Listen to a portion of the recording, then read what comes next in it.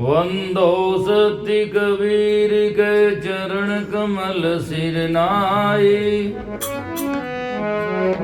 जासु ज्ञान दिन कर निकर, भ्रम तम देत न साए।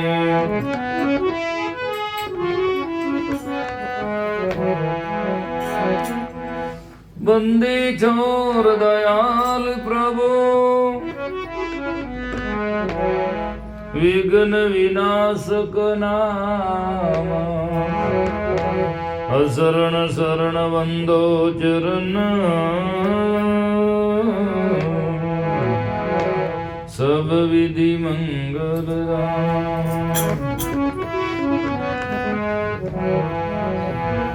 सतगुरु साहिब संत सभी,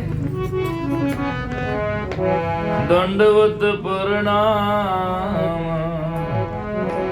आगे पीछे मदों,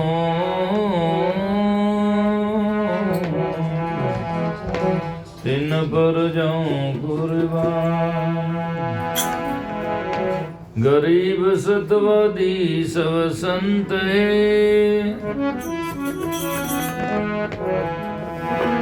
आप की दाम, आजीज की अरदास है, सकल संत प्रणाम। जिनके लागे सोई तन जानिए, जानिए कोई सतसंग वासी, कोटि औषध करो बिर ना जाएगी, पड़िए गले में प्रेम फांसी। नैन जरना जरे भूख ना नींद है, लगी है गले में शब्द गांसी। दास पलटो के लगी ना छूटिए, सकल संसार मिल करो आंसी। लागी लगन छूटे नहीं, जीव चोंच जर जाई, ऐसा तपदांगा रहे ताई चकोर चबाई। चकोर भरोसे चंद्र गए, निकले तपदांगार, कहीं कबीर साडा है नहीं, ऐसी वस्तु लगार।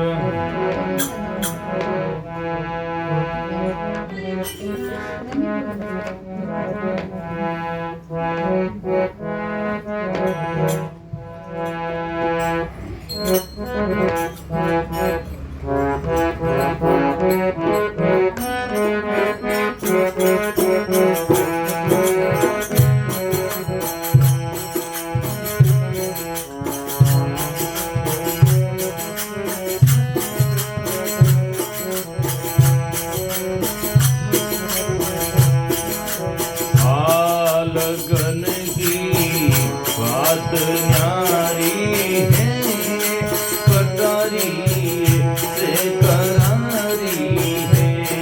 लगन की बात न्यारी है, कटारी से करारी है, ओ कटारी से करारी है।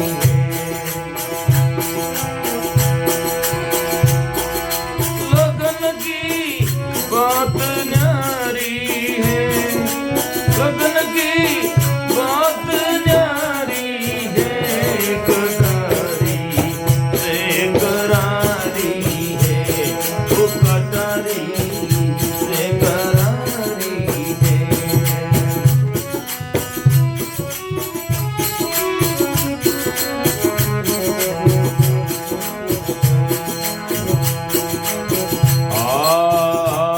लगी मन सूर के ऐसी, वो लगी मन सूर के ऐसी, करी जिने देख लो कैसी, करी जिने देख लो कैसी। आलगी मंसूर के ऐसी, करी जिने देख लो कैसी, करी जिने देख लो कैसी। ओ अनल हक केत यूं वाणी, अनल हक केत यूं वाणी, चढ़ी सुली कोई नहीं माने, अनल हक केत यूं वाणी, चढ़ी सुली कोई नहीं माने।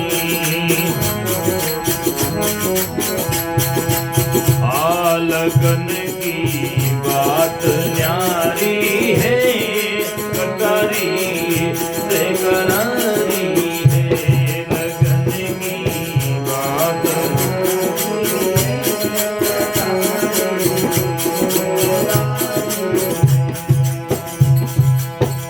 ओ कटारी से करारी है, कटारी से करारी है, कटारी से करारी है, लगन की बात न्यारी है,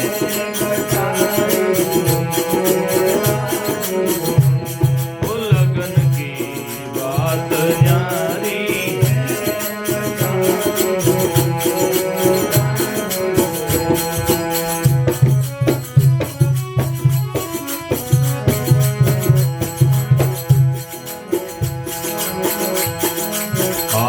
लगी सुल्तान के भाई, छोड़ दी बलकरी बादशाही, लगी सुल्तान रे भाई, छोड़ दी बलकरी बादशाही, अरे छोड़ दी बलकरी बादशाही। ओ 18 लख छोड़ दी तुरिया, 18 लख छोड़ दी तुरिया, छोड़ दी 16 से हुरिया, 18 लख छोड़ दी तुरिया, छोड़ दी 16 से हुरिया, लगन की बात न्यारी है, कटारी से करारी है, लगन की बात।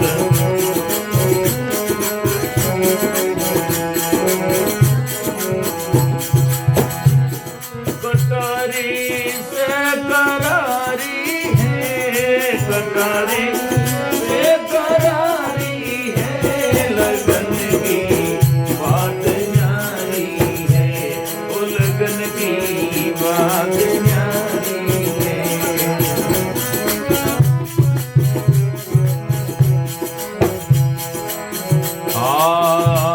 जनन की पीड़ है बारी, जान क्या पांचवा नारी, जनन की पीड़ है बारी, जान क्या पांचवा नारी, ओ जान क्या पांचवा नारी। लगी है आद अंताई, लगी है आद अंताई, कबीर सा कहती है भाई, कबीर यूं कहती है भाई, लगन की बात न्यारी है, कटारी से करारी है, लगन की बात।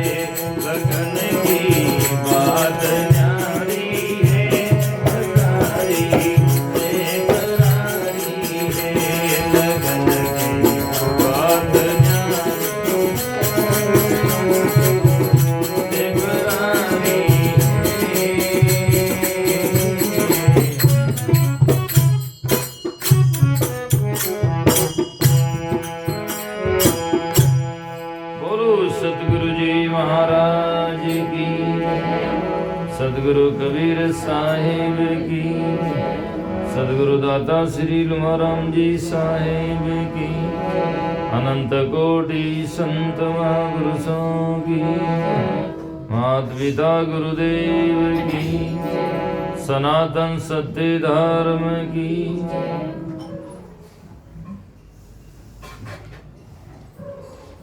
उपस्थित हमारे सभी सत्संग प्रेमी सज्जनों, श्रद्धामयी माताओं बहनों, काफी देर से आप विरह के भजन सुन रहे हैं। जिसके जीवन में विरह लग जाती है तो बाकी की दुविधा तो सहज में भग जाती है। बात यह है कि विरह किस दिशा में लगे, दुनिया के लिए, परिवार के लिए, धन के लिए तो बहुत सारे लोगों की तृष्णा विरह जैसी लगी है, लेकिन सदगुरु के मिलने की, ज्ञान को प्राप्त करने की, कल्याण की यदि विरह जिसके जीवन में लगे, ऐसा दिल जिनका जगे, तो सजना जाकर के समझ लो कि उनका प्रारब्ध से हमारा भाग जग जाता है। वैसे तो भाग जगता तभी विरह लगती है, नहीं तो विरह भी नहीं आती है। अब वे तो सजना विरह की बातें हैं, लगन की बातें हैं, सत्संग की बातें हैं, बहुत सारे लोग तो गाते हैं, लेकिन जिसके जीवन में लगी है वही लग पाते हैं कि वास्तव में क्या है। सत्संग जो नहीं करता उसे क्या मालूम है कि सत्संग क्या है। जिसके जीवन में प्रेम विरह लगा नहीं तो वो क्या जानता है। इसीलिए संत महापुरुष कहते हैं लगन की बात है न्यारी, लगन की बात न्यारी है। आज लोग कहते हैं महाराज मेरी लगन लग गई, और सुबह उठे भग गई। कहाँ लगन लगी है? इसे थोड़ी लगन कहते हैं। लगन तो उससे कहते हैं टूक टूक हुई पड़े धरण पे, खेत छोड़ने जाए।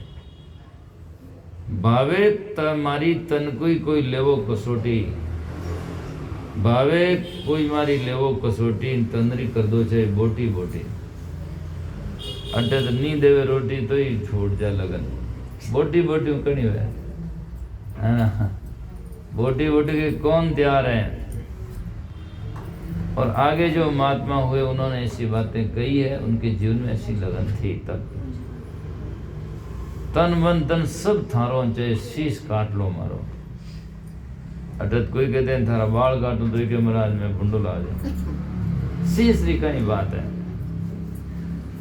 खैर महाराज भी मातो काटने कहीं करे, बेचना तो है नहीं, पर अहंकार नहीं होना चाहिए। उनके जीवन में इतना समर्पण होता है, तन मन धन सब थारो।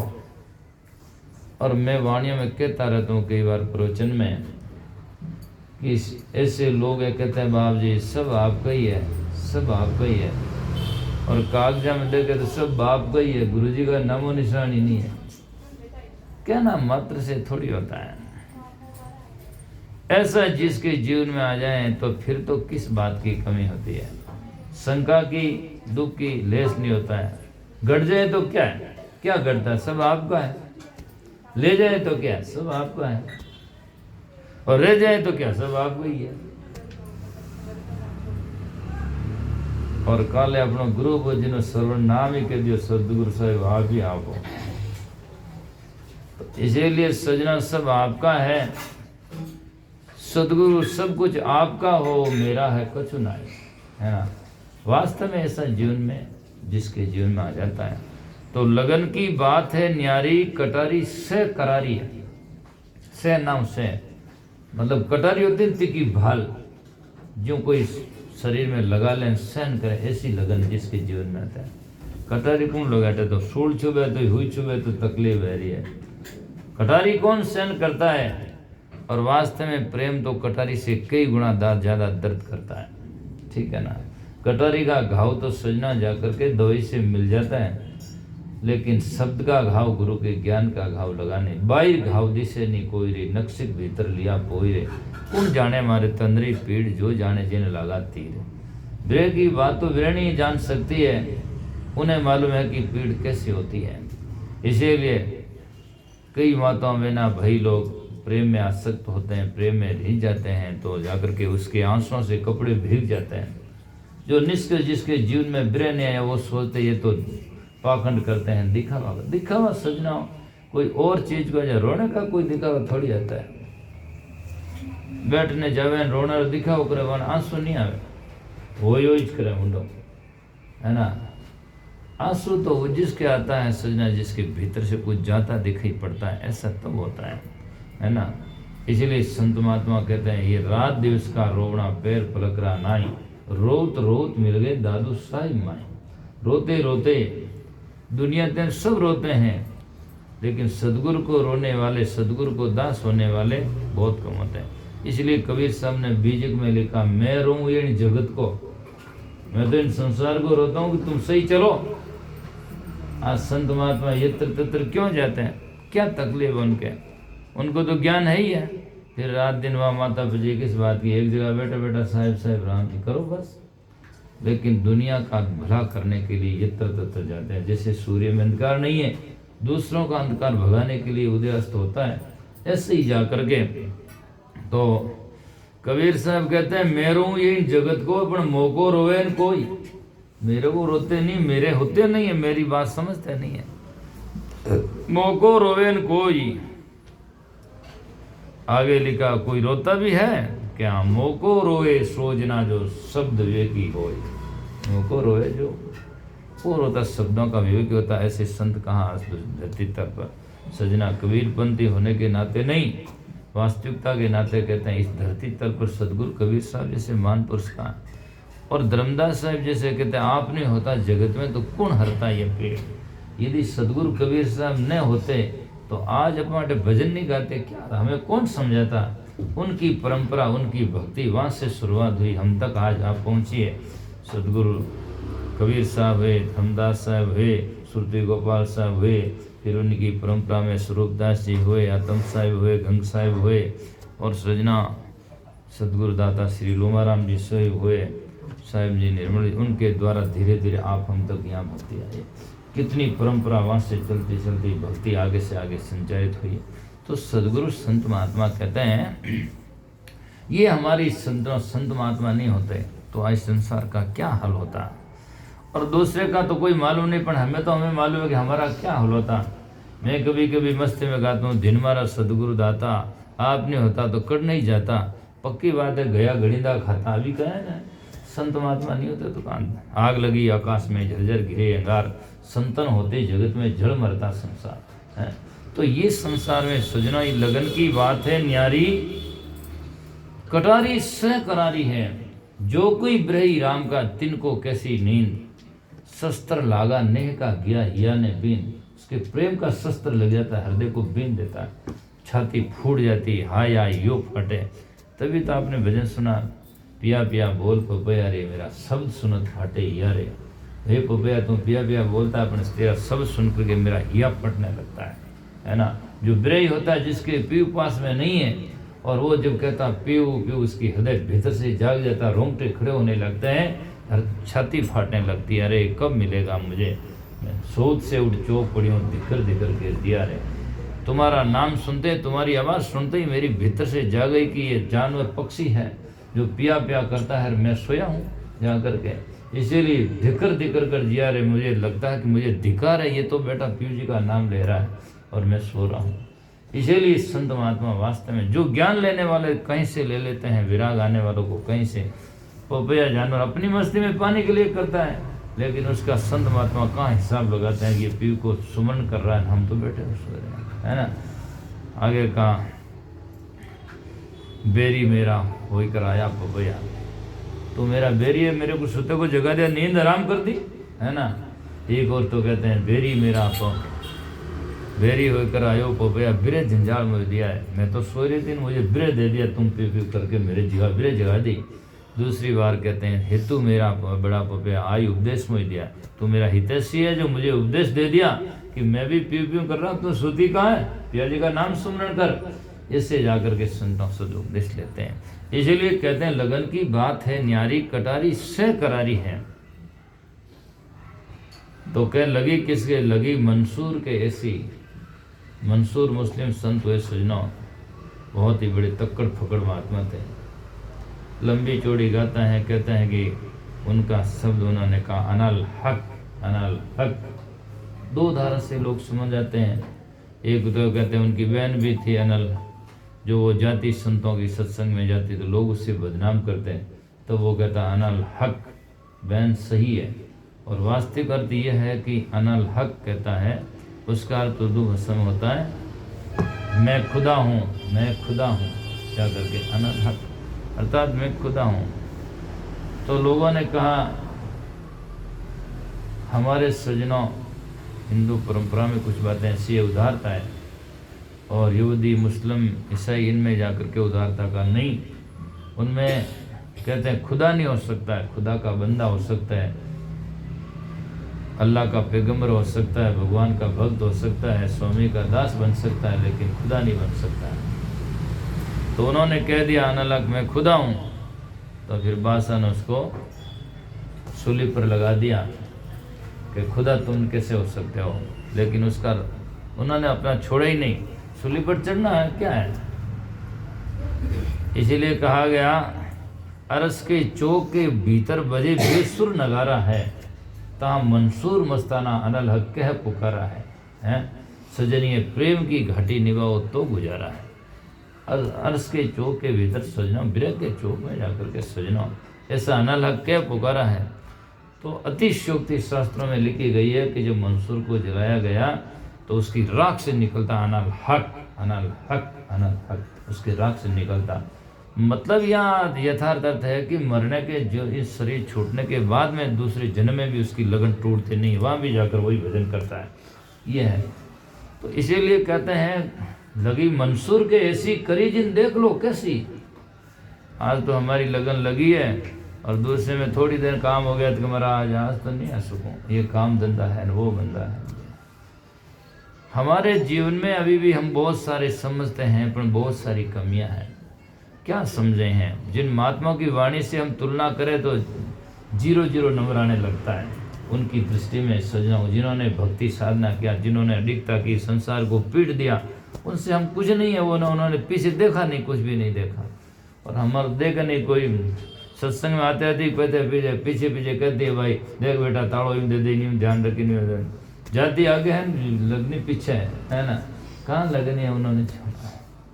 और इधर जाकर के सजना सुल्तान बादशाह और बाजिन जैसे हुए और भरतरी जैसे हुए तो क्या जाकर के पिंगला लट्टियाँ तोड़ तोड़ करके जमीन पर पटकती है, फिर भी पीछे नहीं देखते। कौन है ये जाकर के? तो विराट कोई मामूली बात थोड़ी है, आ जाएं वो बड़ भागी है। और सजना उनकी बातें सुने भी वो भी कम नहीं है। लगता है कि वो आज नहीं तो कल धीरे धीरे पचेगा और अपने जीवन को बचेगा, ऐसी आशा करते हैं। क्योंकि सुनता है वो या एक दिन गुनता है, सुनता नहीं तो क्या करेगा। तो विराट की बातें सुनना भी आजकल मैं सजना केवल अतिशयोक्ति या जाकर के केवल बढ़ावा की बातें नहीं कहता। आज अपना सत्संग आप सुन रहे हैं, ये भी एक बड़ा भाग की बात है। क्यों बात है कि लोग ऐसे चुपचाप और सत्संग वास्तविक सुनना चाहते ही नहीं। लोग तो मनोरंजन और जाकर के अश्लील बातें, मनोरंजन बातें, धमाल चौकड़ी करना चाहते हैं। मुक्ति से लेना देना क्या, बस उसको समाज में दिखाई दे, संगत हो गई है और पंगत हो गई है पर खाकर सो गई है, बस बात खत्म हो गई है। ये है तरीका लोगों ने बना रखा है देखा देखी संसार में। तो ऐसी सत्संग सुनने वाला भी रसिक होता है, सत्य का जानकार होता है, वही पचा सकता है, बाकी नहीं उसको। क्योंकि जो सच्चा नहीं होगा वो उससे बैठ नहीं पाएगा, रस नहीं आएगा, रस नहीं आएगा तो उठकर भाग जाएगा। संत महात्मा ने ये कहा है। तो करीजिन देख लो कैसी अनल हक कहती हूँ वाणी, चड्डी सूली तो ही नहीं मानी। उनको रोकने के लिए बादशाह ने सूली पर चढ़ा दिया कि तुम नाम नहीं लोगे अनल हक, लेकिन उन्होंने सूली चढ़ना मंजूर कर लिया, लेकिन नाम को नहीं छोड़ा। ये जाकर के आज हम जाकर के थोड़ा भी समस्या आ जाए तो छोड़ देते हैं, महाराज क्या करें। कहाँ हमारी जाकर के सूली पर कौन चढ़ाए, सूल चुबो दे तो ही बहुत बड़ी बात होगी। तो इसलिए कहते हैं, आगे कहते हैं लगी सुल्तान रे भाई, सुल्तान बादशाह के लगी है। आज एक एक घर, एक एक परिवार है, एक एक नारी पुत्र परिवार है, जिसमें आदमी का जीव कितना बंधा हुआ है। बहुत सारे लोग कहते हैं महाराज क्या करें, बस हाथों में जंजीरा है पकड़े, बहुत सारी बातें हैं। और जिनके इतना बड़ा साम्राज्य, 16-16 रानियाँ, 16-16 हजार दासियाँ, और जाकर के सजना 18-18 लाख घोड़ियाँ तुरियाँ, ऐसे छोड़ करके इतना बड़ा साम्राज्य को ठोकर मार देना क्या मजाल बात है। लेकिन जब सूर्य उदय होता है तो 16,000 नहीं असंख्य बल्ब की लाइटें छूमंतर हो जाती, छिप जाती है। जब वैराग्य आता है तो सब संसार में छूमंतर सब पीछे झुक जाते, कोई किसी का नहीं। इसीलिए लगी सुल्तान रे भाई, छोड़ दी बलकरी बादशाही। यहाँ तो सजना कपड़ा फाटे तो इस सुरती नहीं छूटे उठो, पुग पहुंचने बड़ा मिल चपला फाट जाए तो मन का टूटता है, मन तो उन्हें गांठ घुटान बाथरूम धंधे करते। खैर चीज का सदुपयोग करना चाहिए, मैं नहीं कहता, तो मेरे कहने का समझने का तरीका है। छोटी चीज भी हो जो उपयोग है उपयोग करना चाहिए, लेकिन वहां से हमारी वासना नहीं होनी चाहिए, उसमें हमारी आसक्ति नहीं होनी चाहिए। उपयोग एक अलग चीज होता है और तृष्णा एक अलग चीज होती है। तृष्णा वो होती है कि जरूरत से ज्यादा होती है, और जो शरीर में जरूरत की वस्तु चीजें हैं उससे सजना उपयोग कहते हैं, वो तो जरूरी है, करना भी चाहिए। और यह भी है किसी चीज को गलत उपयोग करना ठीक नहीं है। और देखो विराग जब आएगा तो सब छोड़कर भाग जाएगा, ये किसी के कहने की जरूरत नहीं। जब आएगा भूख लगती है तो किसी से पूछता क्या है, बात रसोई में जाकर अपने आप खा लेता है ना। और जब प्यास लगती तो किसे पूछता है, वैराग है तो किसे पूछेगा, काका बाबा से पूछेगा, मैं जाऊँ विराग लेकर के। और काका बाबा वो क्या पूछे, वो तो रोकने वाले ही है। इसीलिए लगी सुल्तान रे भाई, छोड़ दी बलकरी बादशाही, 18 लग छोड़ दी तुरियां, छोड़ दी 16 से सुरियां, लगन की बात है न्यारी, कटारी से करारी है। फिर कहते हैं जनन की पीड़ है भारी। बच्चे को जन्म देना की पीड़ कौन जानती है, जिसने बच्चे को जन्म दिया वो जानती है कि पीड़ क्या होती है। जनन की पीड़ है भारी, जाने क्या बांझवा नारी, जिसके औरत के बच्चा नहीं हो उसे क्या मालूम है कि जनन की पीड़ क्या होती है। तो सजना जिन्होंने जो रस लिया नहीं वो क्या जानता है, दर्द तो वो जानता है जिसके लगी है। जनन की पीड़ है भारी, जाने क्या बांझवा नारी, लगी है आद अंत आई, ऐसी पीड़ जिसके जीवन में आद अंत लगी रहती है। जैसी लागी और से तैसी निभे छोर, शुरुआत से जैसी लगन लगी तैसी अंत तक लगी रहे तो सोचोगे।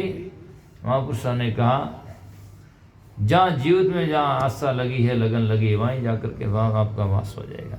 जैसी लागी और से तैसी निवे छोड़, तो कूड़ी कूड़ी जोड़ के पूंजी लक्ष्य करोड़। तो लगन की बात है न्यारी, कटारी से करारी है। तो सुजना कटारी के जैसी पीड़ है, ऐसी लगी जिसके जाकर के भावना जगी है। उन संत महात्मा की बात जीवन में अच्छी तरह से समझो, और जितनी महात्मा की लगी है उतनी तो हम नहीं लगा सकते। कोशिश करें तो महात्मा ही हमारे जैसे पंचभौतिक शरीर से ही क्यों नहीं लगा सकते, फिर भी कोशिश करो। इतना हम त्याग विराग जीवन में नहीं ला सके तो कुछ न कुछ तो सत्संग में आओ जब, या दिन में 2-4 घंटा का तो त्याग करो, और जाकर के 24 घंटे नहीं बन पड़े तो कुछ न कुछ जीवन में अपनाने की कोशिश करो। और सत्संग में आओ जब तो जाकर के माता पिता का छोड़ो। आधा तो लोग सत्संग में आते हैं, महाराज क्या गाते हैं, फिर भी करते हैं बातें, उसे समझ में नहीं आता कि आप सत्संग में आए हैं कहाँ हैं। कोई ये कोई मनोरंजन धमाल चौकड़ी थोड़ी है, वहाँ आकर के सत्संग को देखो। जब तक आदमी किसी का महत्व जानकर जिसके पास में जाए उसका असर नहीं होता। आप सत्संग में मनोरंजन या ऐसी जगह के औपचारिकता से जाओगे तो सत्संग आपके जीवन में उतरेगा नहीं। सत्संग में जाओ तो वास्तव में सत्संग में वह सत्संग की वृत्ति से बैठो। फालतू का मनोरंजन, फालतू की हंसी मजाक इत्यादि इत्यादि कुछ नहीं। जिसके जीवन में आया वो भगाओ। और यदि किसी की गलती हो जाए तो गलती तो होती है, मनुष्य से होती है, कोई दूसरे थोड़ी थी। पशु पक्षी क्या करते हैं, और सीखता सीखता हर आदमी सीखता है। दूसरा टूटे फूटे तो उसके सहारा देना चाहिए, नहीं कि उसके जीवन में हरा। और दूसरा सहारा देने की कोशिश करे, उसको भी उजाड़ना नहीं चाहिए। वो भी एक अपने आप के लिए अपनी तरफ से कोशिश सही कर रहा है, अच्छी तरह से बताने की कोशिश कर रहा है। यानी कोई हमारे गिरते हुए थोड़ा भी हाथ दे दे तो हम क्यों नहीं जो समझे कि हमारा क्यों नहीं अच्छा ही कर रहा है। तो इसीलिए संत महात्मा कहते हैं हमें समझना चाहिए